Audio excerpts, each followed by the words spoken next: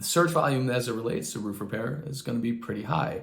Again, that kind of factors back to individuals looking for the least expensive way to solve their problem.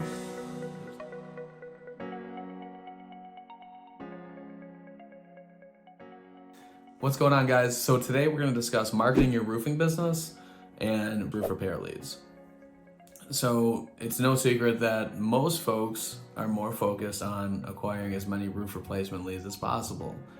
It makes sense. They're bigger ticket items. They drive more revenue for the company. Sales guys are much more excited to go on and see homeowners for a roof replacement versus just a $500 repair. Like, that all makes sense.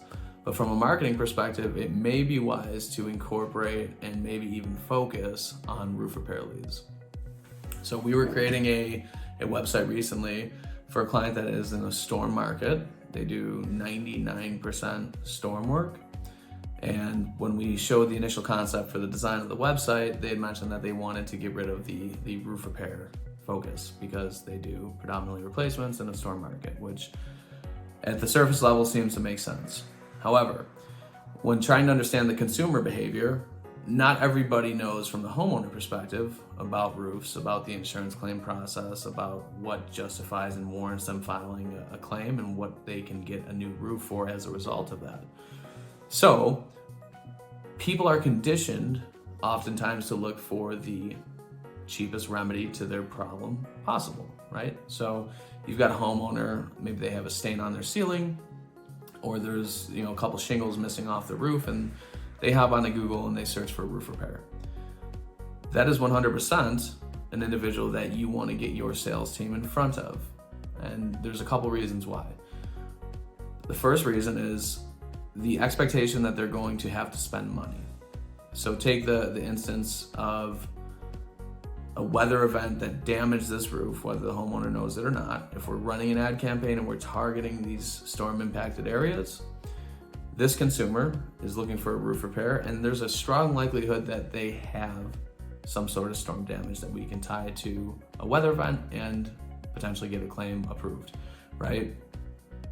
So within that expectation that they're going to spend money is important, because if we know a deductible is, let's say, $1,000, how tough of a transition is it for your sales team, for somebody who expected to spend $300, $500, $700 on a roof repair, to get a full roof valued at $10,000, $15,000, $20,000 as a result of having you out and walking them through the claims process? That's a very important point. And maybe it's even something for your sales team where at the inception of the call with the homeowner, and after you start building rapport, you have a conversation, say, Mr. Homeowner, what do you expect for this roof repair to cost? You get them committed to a number. Now it's just a matter of getting them to the amount of the claim, right? So you've established intent, you've established their willingness to pay for your service that you're providing, and now it's a much easier conversation to have with that homeowner. The search volume as it relates to roof repair is going to be pretty high.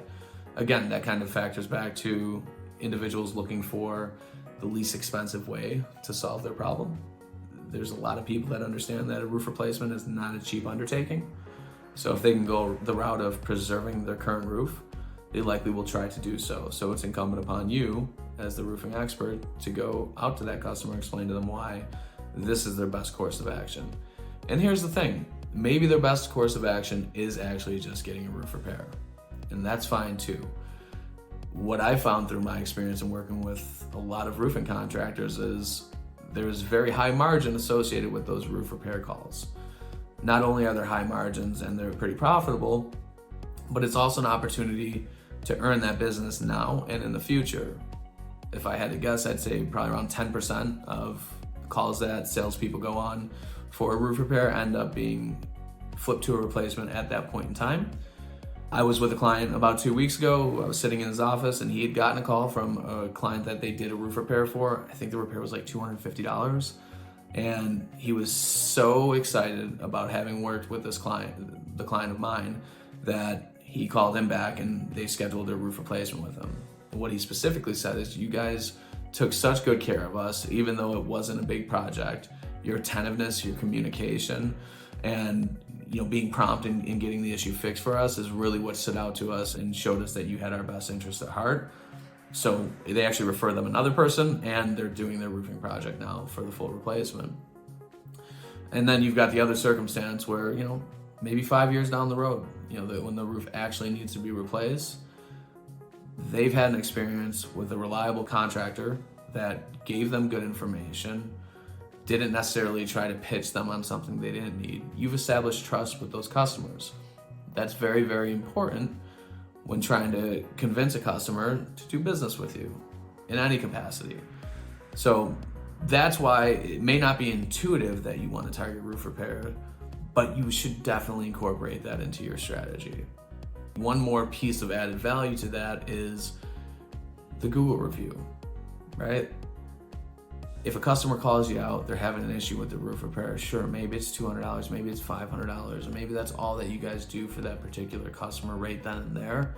It's a great opportunity for that customer to have a very positive experience with your company and to acquire another Google review from a customer, explaining the fact that it was a great experience. They came out when they said they would.